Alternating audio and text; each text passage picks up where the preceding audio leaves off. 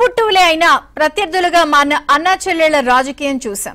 ఇప్పుడు ఒకే పార్టీలో ఉప్పు నిప్పుగా ఉంటున్న అన్నా చెల్లెళ్ల రాజకీయం చూద్దాం. బీఆర్ఎస్ లో ఉన్న అంటూనే ధిక్కార స్వరం వినిపిస్తూ ఓపెన్ గా ప్రత్యర్థులను మెచ్చుకుంటూ రాజకీయం చేస్తోంది తెలంగాణ చెల్లెలు. శనివారం బీఆర్ఎస్ విద్యార్థి విభాగం ఆధ్వర్యంలో కేటీఆర్ చీఫ్ గెస్ట్ గా రాష్ట్ర స్థాయి సమావేశం జరగనుంది. అటు సొంత సంస్థ జాగృతి ఆధ్వర్యంలో లీడర్ పేరిట యూత్ కు శిక్షణ తరగతులు నిర్వహిస్తోంది కవిత. యాదృశ్చికమా లేదంటే పోటాపోటీనా తెలియదు కానీ ఒకే రోజు రెండు వేర్వేరు సమావేశాలు. ఇన్నాళ్లు నేరుగా బ్రదర్ కేటీఆర్ పై విమర్శలు చేయని కవిత అసలు ఏం మాట్లాడతారు? అటు సోదరిపై ఇండైరెక్ట్ గా స్పందించిన కేటీఆర్ కవితపై డైరెక్ట్ గా ఏం స్పందిస్తారో అన్న ఉత్కంఠ కూడా నెలకొంది. బీఆర్ఎస్ లో ఉందో లేదో క్లారిటీగా కన్ఫర్మ్ చేయని కవిత సొంత పార్టీని టార్గెట్ చేస్తూ దూకుడు పెంచారు.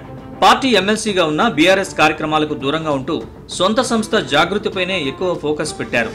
దేశ విదేశాల్లో జాగృతి కమిటీలను ప్రకటించారు. ఈ ఏడాది మే 27న సింగరేణి జాగృతి సంస్థ ఆవిర్భవించింది. 11 సింగరేణి ఏరియాలకు కోఆర్డినేటర్లను నియమించింది కవిత. ఇప్పుడైతే సింగరేణి జాగృతిని కవిత ఏర్పాటు చేసిందో అప్పటి నుంచే బీఆర్ఎస్ అధినాయకత్వం అలర్ట్ అయింది. తెలంగాణ బొగ్గుగని కార్మిక సంఘం టీజీబీకేఎస్ కు గౌరవ అధ్యక్షురాలుగా ఉన్న కవితను తప్పించి మాజీ మంత్రి కొప్పుల ఈశ్వర్కు అప్పగించారు కేటీఆర్. తెలంగాణ బొగ్గుగని కార్మిక సంఘం పార్టీకి అనుబంధంగా కార్యక్రమాలు చేపట్టాలని, ఈ దిశగా సింగరేణి ఏరియాలో ఉన్న పార్టీ ఎమ్మెల్యేలు, ఇన్ఛార్జీలు, మాజీ మంత్రులతో సమన్వయం చేసుకోవాలని కేటీఆర్ ఆదేశించారు. ఇదంతా గతం. ఇక శనివారం హైదరాబాద్ వేదికగా అన్నా చెల్లెళ్ల బల ప్రదర్శన జరగనుంది. తెలంగాణ జాగృతి ఆధ్వర్యంలో లీడర్ శిక్షణ కార్యక్రమం జరగనుంది. జాగృతి అనుబంధంగా ఉన్న యువకులు, మహిళా, విద్యార్థి, కార్మిక విభాగాల్లో ఉన్న వారిని భావి నాయకులుగా తయారు చేయడం దీని ఉద్దేశం. అందుకే లీడర్ పేరిట శిక్షణా తరగతులు నిర్వహిస్తున్నట్లు చెబుతున్నారు కవిత. సరిగ్గా ఇదే రోజు బీఆర్ఎస్ పార్టీకి చెందిన విద్యార్థి విభాగం రాష్ట్ర స్థాయి సమావేశం జరగనుంది. ఈ సమావేశాన్ని బీఆర్ఎస్ అధిష్టానం ప్లాన్ చేసింది. నాచారంలోని ఓ కన్వెన్షన్ లో బీఆర్ఎస్ ఏర్పాట్లు చేస్తోంది. బీఆర్ఎస్వి రాష్ట్ర స్థాయి సమావేశంలో కేటీఆర్, హరీష్ రావు దిశానిర్దేశం చేస్తారు.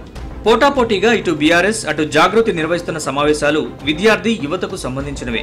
కవిత బీఆర్ఎస్ లో ఉన్నానని చెప్పుకుంటూనే జాగృతి ఆధ్వర్యంలో నాయకుల్ని తయారు చేస్తానని చెప్పడమే రాజకీయ చర్చకు దారితీస్తోంది. కేటీఆర్, హరీష్లపై కవిత డైరెక్ట్ గా రియాక్ట్ కాలేదు. శనివారం నాటి సమావేశంలో ఏమైనా మాట్లాడతారేమోనని భావిస్తున్నారు. మరోవైపు గత అసెంబ్లీ ఎన్నికల్లో తాము అధికారం కోల్పోవడానికి విద్యార్థి, నిరుద్యోగ యువత కారణమని గుర్తించింది బీఆర్ఎస్ హైకమాండ్. అందుకే బీఆర్ఎస్వి సమావేశం పెట్టి వారిని రీయాక్టివేట్ చేసుకోవడంతో పాటు ఈ సమావేశం ద్వారా కవిత జాగృతికి చెక్ పెట్టే వ్యూహం కూడా దాగి ఉందని భావిస్తున్నారు. అటు BRS top leaders KCR, KTR, Harish Rao Kavitha తిరుగుబాటు ధోరణిపై నేరుగా మాట్లాడలేదు. అయితే కవిత కార్యక్రమాలకు దూరంగా ఉండాలని పార్టీ నేతలు, క్యాడర్ను కేసీఆర్ ఆదేశించినట్లు ప్రచారం జరిగింది.